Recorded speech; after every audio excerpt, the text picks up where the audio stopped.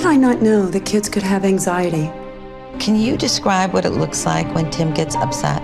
His eyes change, like he becomes a different person. You made me forget what I was writing. You ruined it! Sometimes he can get violent. I hate you! You ruined everything! Why do you always take his side? Timothy has an illness. No! Tim!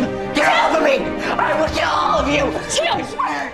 I'm not. It is one of the hardest issues for families to face, mental illness. What makes it 10 times harder is when it's a child who is sick. One family's struggle is the basis for a film called No Letting Go. You can see it at the New York City Mental Health Film Festival, September 26th. The subjects of No Letting Go are the Spencers, a typical family, but a debilitating illness is tearing them apart. Still, the family fights to stay strong and win back their son. Joining us tonight, Randi Silverman, writer and producer of this film. Randi, a mental health advocate. She's also her character, the mother in this movie. The character is based on her. And also here is Steve Coe, CEO of Community Access, a New York City nonprofit that works with people with psychiatric disabilities. Welcome, both of you. Thank you so much for joining us on what is a critical topic. And you know, really kind of the core message of this is society can't be silent about mental illness. Exactly. And for whatever reason, for years, it has been.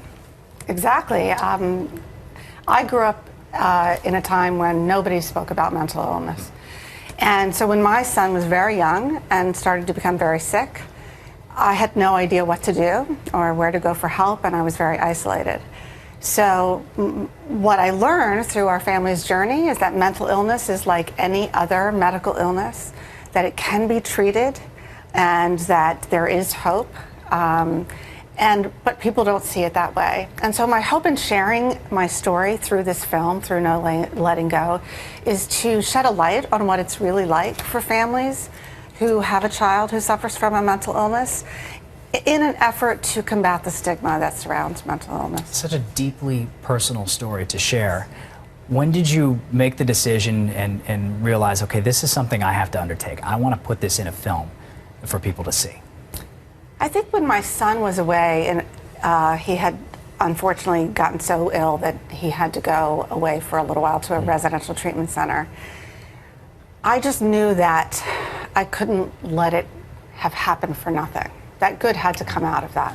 And so I decided that, you know, I needed to get out there, help other families, and start talking about it. And the amazing thing is, once I started talking about it, everybody else I know seemed to know someone, a brother, an aunt, an uncle. And I started to realize, wow, this is a big issue. It's not just my issue, it's a very big issue. 5 million kids suffer from mental illness. Steve, what are signs that parents should look for? Well, I think the movie is very powerful, Randi made. And, you know, kids, you know, I'm not an expert on child psychiatry, so I don't want to probably answer that question in a way that's going to be advice to parents. Sure. But I mean, you know, having difficulties with your child and difficulties with communication, and it doesn't seem rational. You know, the sad thing is there's really not all the resources out there. There's a National Alliance for Mental Illness, the NAMI group. You can, you know, call for support if you think there's something that's going on with your family. That's a strategy. Being able to talk to a friend and being able to get some advice from someplace is really important. And NAMI is a great resource because it's parents that are, you know, dealing with issues. I mean, we're talking about 5 million plus kids. Why are there not the resources that it feels like there should be out there? Why are we behind on this? Why are we behind on this? Well, because stigma. Yeah, it's a scary subject for people. So, you know, we were talking earlier, teachers, professionals, educators are given the signs of child abuse, and they're taught what to look for and how to report it and how to respond to it.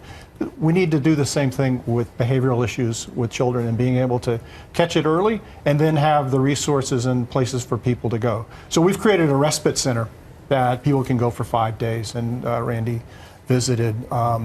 And there needs to be places like that for kids so they don't have to go away to a camp someplace. They can stay near their home, but just to give everybody a break and be able to start assessing what's going on, because it is a scary thing to go through for a family. And I go back to stigma.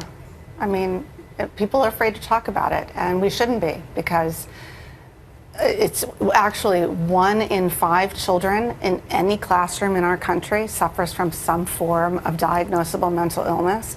That's actually about 14 million children. The 5 million children is 5 million children who suffer from serious mental illness in such a way that it's debilitating.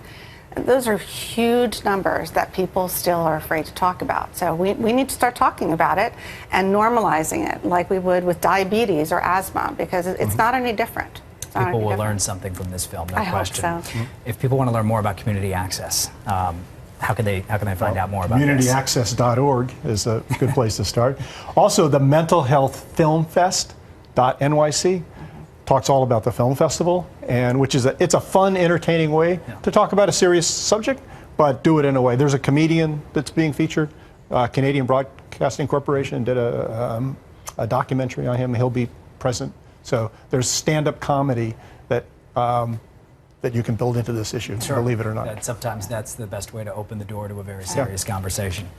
All right, both of you, thank you so much for joining us on this great topic. Congratulations on putting this film together. Thank you. And now we have to get people to see it, Now we have to get people to watch it. No letting go. That's September 26th. Great. All Thank right. you so much. Thank you both for the time here in the studio.